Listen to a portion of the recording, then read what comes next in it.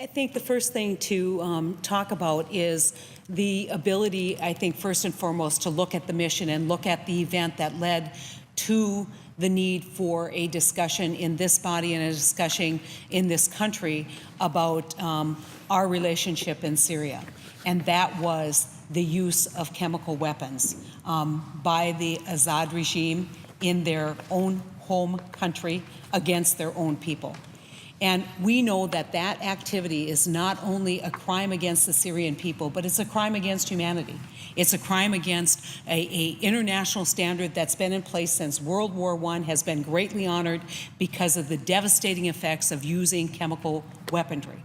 And so when we looked at this, and Senator Manchin and I had long discussions with experts in the region, our first concern was securing those chemical weapons and what we could do to make sure those weapons would never again be used on any citizen of Syria, and we would not encourage or in any way give permission to another country to engage in that activity.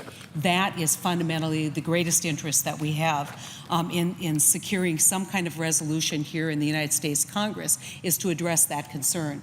Unfortunately, what we saw was not a targeted resolution that addressed that specific problem.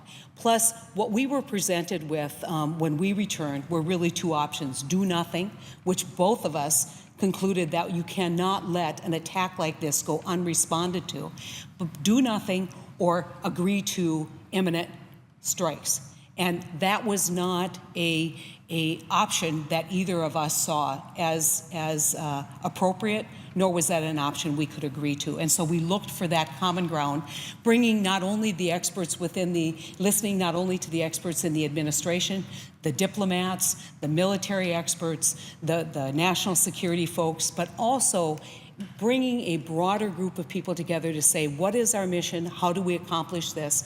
And the result really is the resolution that you have before you, Senator Manchin, and the resolution that you and I have advanced for discussion in this body.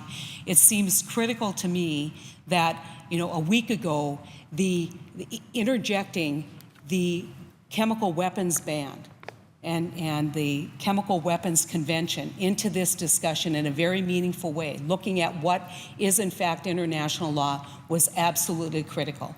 Today we have a very fluid and much different landscape. Diplomatically, we'd like to think that these kinds of discussions that have occurred all across the country have driven this, along with the president's discussion with Putin, along with the administration's efforts. And so we now today have a situation where we're glad to see some involvement, we're glad to see some movement, but it is absolutely critical that we remind everyone that actions speak louder than words, and we cannot trust, I don't think, agreements between Russia or Syria until we actually see Syria surrendering these weapons.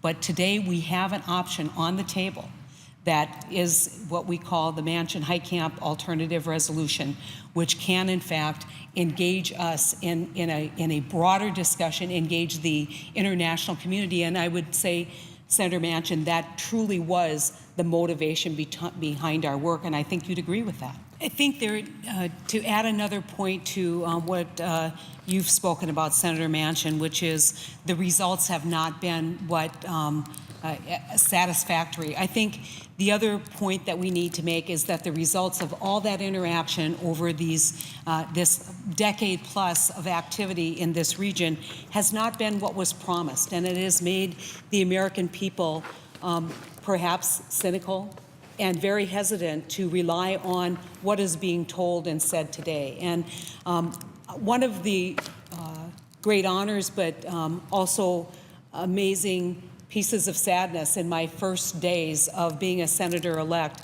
I attended 2 funerals for 2 National Guardsmen who were killed in action in Afghanistan.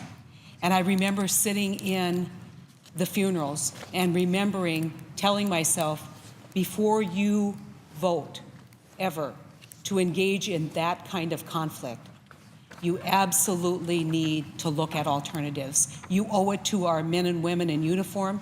You owe it to the people of this country who have invested not only the lives of their brothers and sisters and family and friends, but the people who have also invested American treasure. And so what we're seeking is a discussion, a broader discussion beyond two opposite and unacceptable alternatives. And what we're seeing this week, much to, I think, our appreciation, is in fact not just our proposal, but other proposals coming forth, a broader discussion about what all the options are, and taking a look at how we can work together as the United States government, speak with one voice and walk together to resolve this conflict. I think we cannot ignore that we have a national security interest in working together. We have a national security interest in addressing and resolving the current issues in front of us.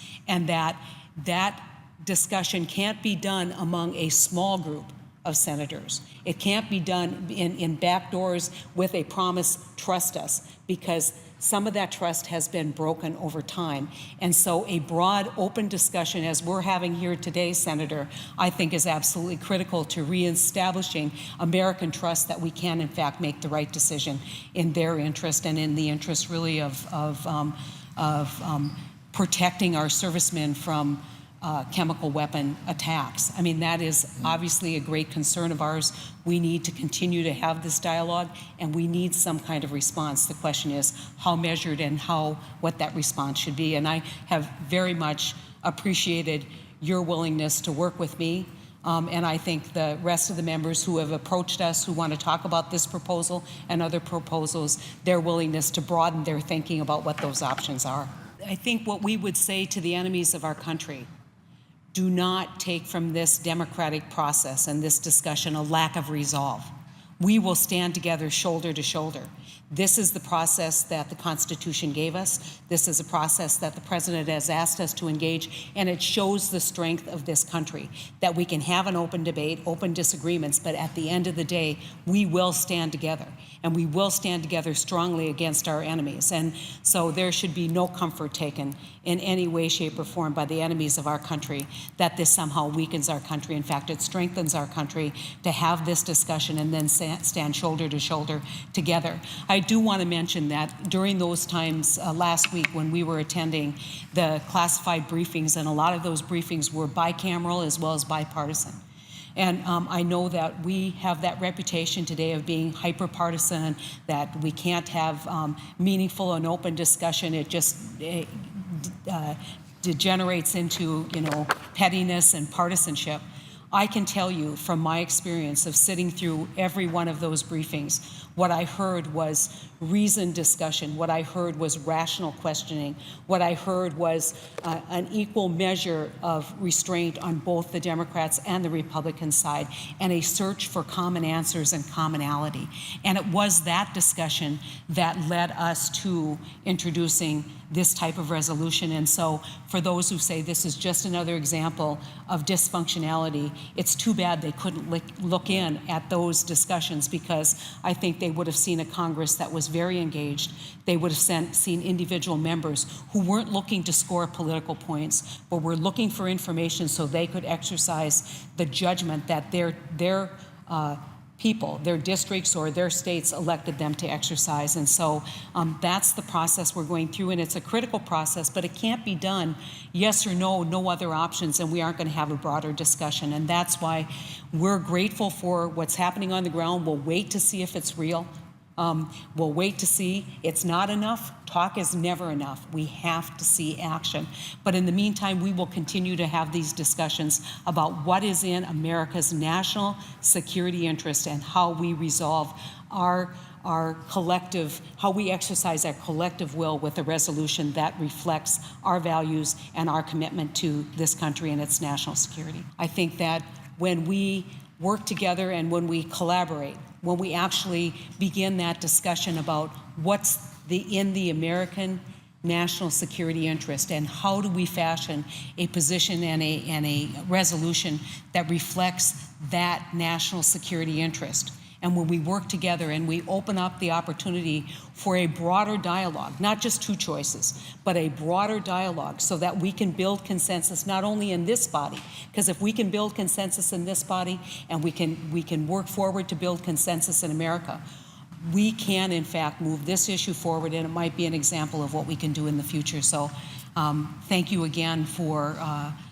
your participation and your inclusion, and thank you so much for the work that you've done. I think it has been it's offered a very significant alternative, the work that we've done, but it also has, I think, set an example of where we can go in the future.